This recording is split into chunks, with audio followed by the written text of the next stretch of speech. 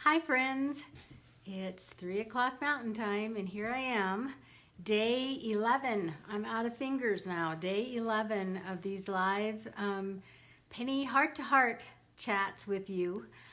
I am pretty impressed that I've done this for 11 days myself because usually my videos are hit and miss, but I am pretty committed to coming to you every day at 3 o'clock to do these live chats with you. I can't believe we're still here 11 days into this and we're still home, and sounds like we're going to be here for a while. So I plan to continue these every day for, I guess, as long as it takes. Who knows how long that will be. So what I've been doing in these Pennie heart-to-heart, I've been chatting with you about what's going on in the world and giving you tips and techniques about how to be happy and stay calm and get through this time, because we're all in this together. We're all doing the same thing together. Before I start with the topic for today, I want to remind you that I'm giving books away. Gave one away last week, and now all you have to do is write in the comment bar, "I'd love your book," and you'll be in the drawing for this week. I cut it off on Friday, but I don't draw the name until Sunday, because even if you watch this later, you don't catch it live, but you watch it later and you put a comment in, I'll still put your name in for the book drawing. And at some point I will make it to the post office to get them mailed. So it might not be immediately, but I will get them mailed to the winners. So the winner for last week is sitting here all packaged and ready to go, but I will probably wait until I have a few to mail out before I try to venture out to the post office if I can. So that's easy. I'd love to give away my book to you. Today, in this heart-to-heart, I want to talk about the perception of perfection. The perception of perfection. I wrote about this again. Some of these I pull out from years ago. I wrote about this, I think, the first time in 2013. And as always, I put the link to the writing. I think I repeated it a couple years ago, so the link is from a couple years ago. But I wrote about the perception of perfection and how we are bombarded with all of these ideas of perfection and how we have to be perfect. I struggled with this for a very long time in my life. In fact, I still do at times, because we're told we have to be the perfect size and the perfect weight, and we have to have the perfect education, and we have to be the perfect daughter and mom and grandmother. And I want to be perfect at all of that. I want to do everything perfect. And it's not realistic. We see in the magazines and the media all of these perfect people all the time, and it is not realistic. I remember the writing. When I wrote it, I was doing yoga, and I was doing a fold or something, and I saw my knees. And I remember thinking, whose knees are those? Because they didn't look like my knees. I thought I was still, and still do, think I'm 28, and I am far, far from 28. But all of a sudden you just blink and you're not 28 anymore, and you realize you don't have the perfect knees anymore, that you don't have 28-year-old knees. And the aging thing is a reality check for all of us about the perception of perfection and how we look and how we feel, and what's perfect for us at my age now is not what was perfect when I was 28. But how I want to relate this to the situation that we are in now is everybody's home. Almost everybody is home, unless you're in one of those positions in healthcare or working at a grocery store or one of these places that we can't live without. I know banks are open, at least still drive-through and drive-through and pick up food. Restaurants are open. So there are people working. But there are a huge amount of people working from home. And schools are closed, so that means your kiddos are home with you too. So if you're in a position where you're working at home and you're trying to do your full-time job at home, now you've got your kids home with you, so you're trying to take care of your kids too, and Many of the schools are sending work and things home so that in essence you're homeschooling at the same time. So that is 3 jobs, 3 full-time jobs rolled into one. And how does anybody do that? And how does anybody do that perfectly? And I think that's what we need to keep in mind. At this time, with everything that's going on, we need to drop that perception of perfection. We can't do anything perfectly. We can't even maybe cook the perfect meal because some of the things in the grocery store aren't available and we're not going to the store very often, or at least hopefully you're not. And so we're being creative in a lot of ways. We're being creative in the way that we cook. We're being creative in the way that our work is done and completed. We're being creative in the way we are caring for our children and helping others. If you have a grandparent or an elderly person in your world and they can't get out and maybe you're doing some grocery shopping for them and dropping it at the door, but you're not going in and hugging them and giving them love because that's not what we're supposed to do to keep them safe. So the ways to be creative, and I'm seeing some online that I know we're all seeing and sharing. For example, if you have an elderly person in a nursing home or a retirement community and their family is going and talking through the window. I saw a man who put a lawn chair and talked on the phone through the window to his mom, and how wonderful is that? Because they are confused and lonely and don't understand this any better than the rest of us do. So the creative ways we are doing things now that aren't perfect, but it's wonderful to see. So what I would like to share with you today is to drop this idea of perfection. Nothing can be perfect right now. We all have to adapt and change and adjust. And the biggest one is accept. Because I think until we accept that this really is going on, I think there's a lot of people out there that are still in denial and refusing to accept that there is an issue. Obviously there is. Obviously people are becoming ill and people are passing away. But working all together, we're trying to alleviate that and slow it down. And so we're doing the best we can. And so none of us want to catch the virus, and that's why we are social distancing. I'm not being able to see my kids and my grandkids.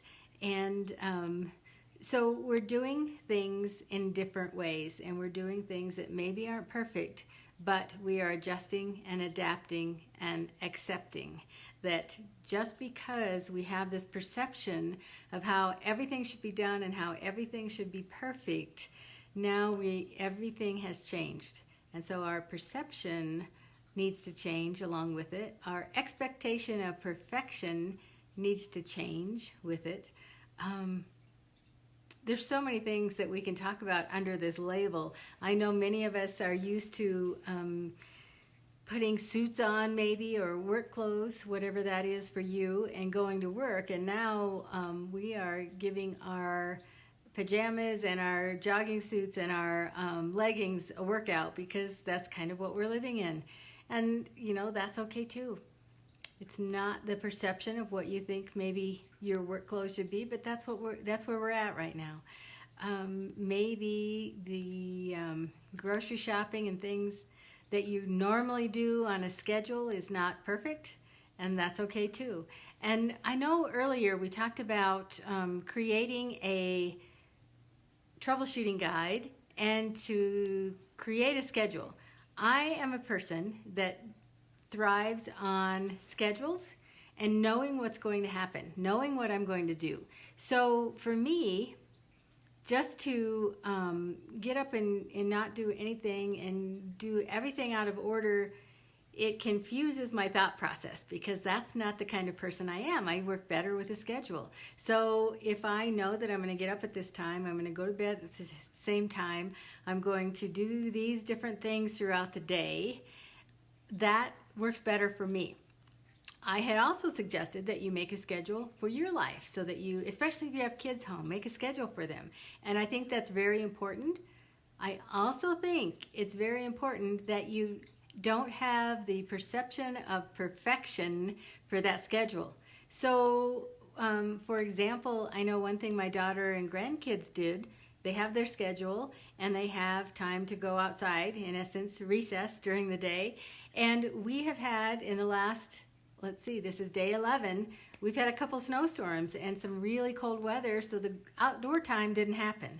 And so that perception of perfection and staying right on schedule has to be tweaked a little bit and adjusted to and adapted to and accepted that it's not going to be perfect every day.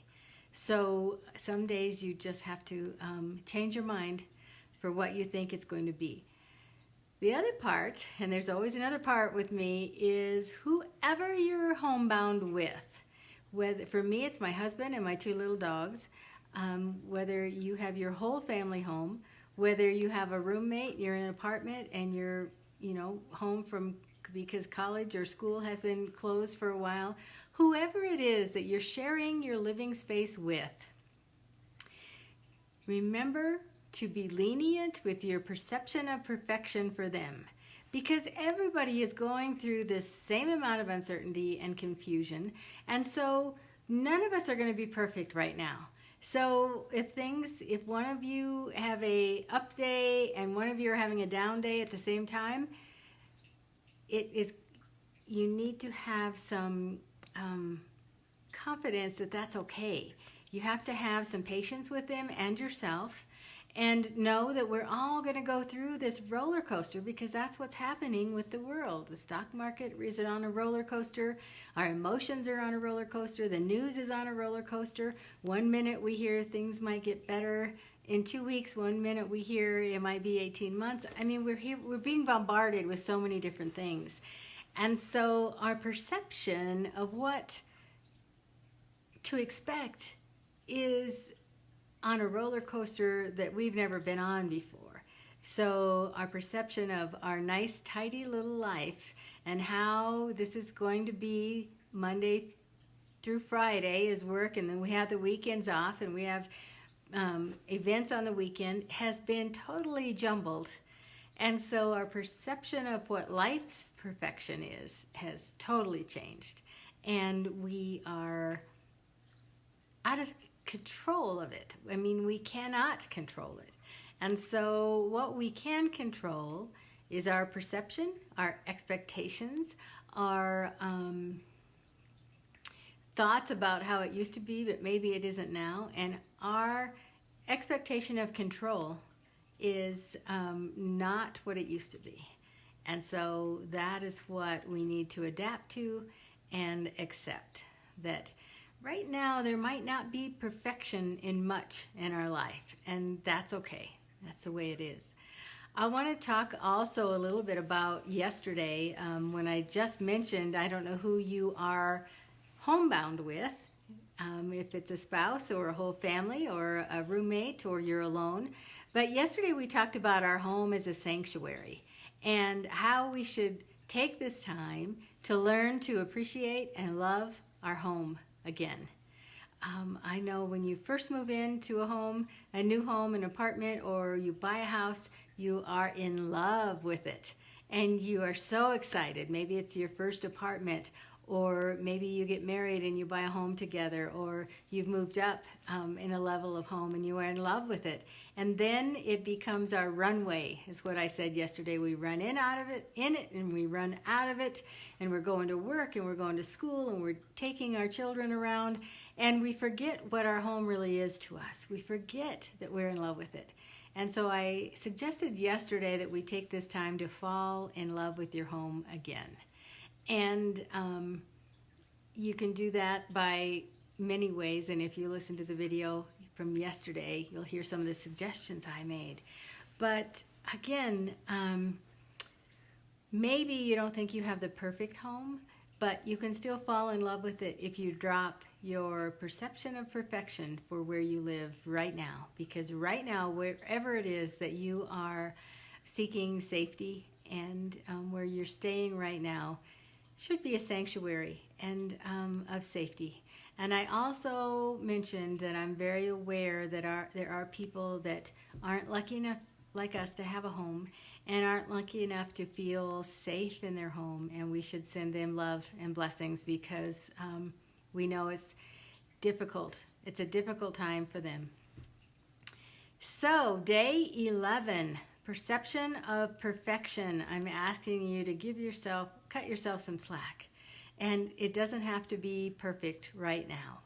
And whatever you're trying to juggle as far as balls in the air, whether you're working at home and taking care of kids and trying to get them to keep up with schoolwork, cut yourself some slack. That there is no perfection right now. And we're just all doing the best we can. And we are all good enough. And that is a whole nother topic that I'll probably share with you one day. But just know that you are good enough. You're doing the best you can.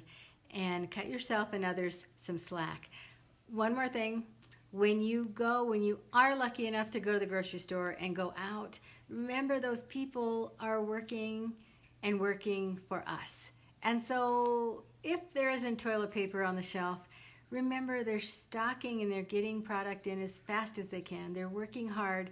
They're one of the few people that are still out there working and working lots of hours to help us. And so remember, don't expect perfection anywhere right now. We're just doing the best we can.